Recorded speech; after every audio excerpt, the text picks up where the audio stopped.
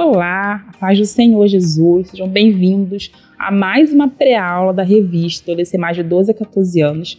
A pré-aula de hoje é a lição de número 8, que tem por tema Família, lugar de encontro das gerações. Na mensagem valiosa tem a seguinte passagem bíblica: semelhantemente vós, jovens, sede sujeitos aos anciões. 1 Pedro 5:5. Bem, comece a aula, perguntando a eles quem ali mora com os avós, quantos ali tem contato com os avós, quem não mora, quem visita os avós, quem conversa com os avós, porque a nossa aula de hoje é sobre encontros de gerações. E esse encontro de gerações, muitas das vezes, traz conflitos, Porque imagina só, o avô vem de uma geração, e aí o neto é uma coisa oposta, Então o avô tem uma vivência, tem um pensamento diferente da do neto. E isso pode gerar conflitos.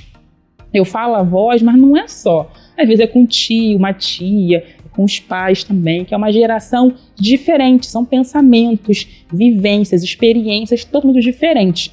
Porém, é o nosso dever, enquanto cristão, obedecer e honrar os nossos pais, os nossos avós, os nossos tios. E quem é melhor que a sua avó, que seu avô, que seu tio, para conversar contigo, para te aconselhar? Pensa só, você passou uma dificuldade que para você não consegue ver saída. Talvez o seu avô já passou também por isso, também tem um outro olhar para te dar, uma outra experiência para poder te fornecer. Então é o nosso dever, enquanto cristão, honrar, obedecer, amar e zelar pela nossa família. Porque é no seio familiar que estão nossas histórias, nossos encontros, estão nossos sonhos ali, tá bom? Então honra a sua família, respeite sua família, porque é um mandamento de Deus, tá bom? Bem, a nossa pré-aula de hoje eu vou falar sobre um filósofo, biólogo, que ele é muito importante quando a gente fala sobre desenvolvimento humano, que é o Jean Piaget.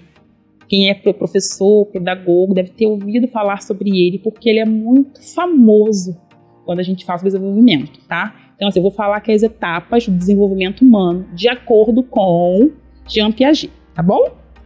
E de acordo com ele, de 0 a 2 anos, nós temos a fase sensório-motora, aprendendo, explorando, administrando reflexos, movimentos, sensações.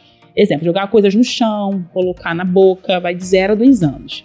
De 2 a 7 anos, temos a fase pré-operacional, domínio da linguagem, egocentrismo, confusão entre a realidade e a fantasia. Exemplo, não fui eu, foi minha mão, sabe? Começa ali a confundir o que é real com o fantasioso. Quem que bateu em mim? Foi minha mão, não foi eu, tá?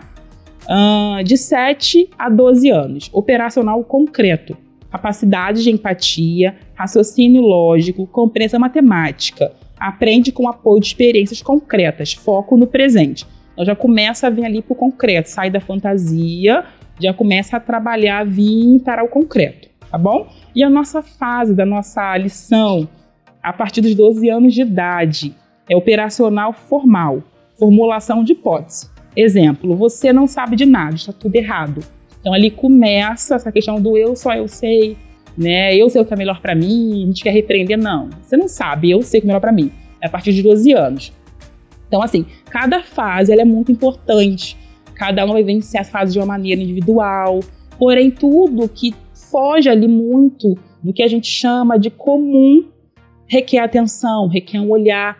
Exemplo, a alfabetização aqui no Brasil é até os 7 anos de idade, sabendo ler, escrever. Se eu não sei, se a criança não sabe, já tem 8, 9 anos, já correu muito ali do que é esperado daquela faixa etária daquela criança. Então, a gente procura ajuda. Então, tudo que foge muito do que é esperado para aquela faixa etária, a gente procura ajuda. Bom? Antes de finalizar nossa aula de hoje, gostaria de lembrar você, professor dessa classe maravilhosa, do seu Piltinho Adolescer Mais, que você tem ele gratuitamente no site da editora Betel, tá bom? E a nossa lição de hoje, o tema do Piltinho é: você conhece Joint Family? Joint Family, em tradução livre, significa família conjunta e refere-se basicamente à família em que todos os membros decidem morar juntos. Então, professor, vamos falar sobre o conceito de família juntas. A gente sabe que por aqui, no Brasil, não é muito comum, porém, tem um país que lá é comum. Então, trabalhe com o seu aluno nesse texto, ler com eles qual é o país que todo mundo mora junto, como é que funciona, para que eles consigam entender Como é que seria morar nesse país? Como é que seria morar com o avô, com a avó, com a mãe, todo mundo com os irmãos? Como é que seria morar todo mundo na mesma casa?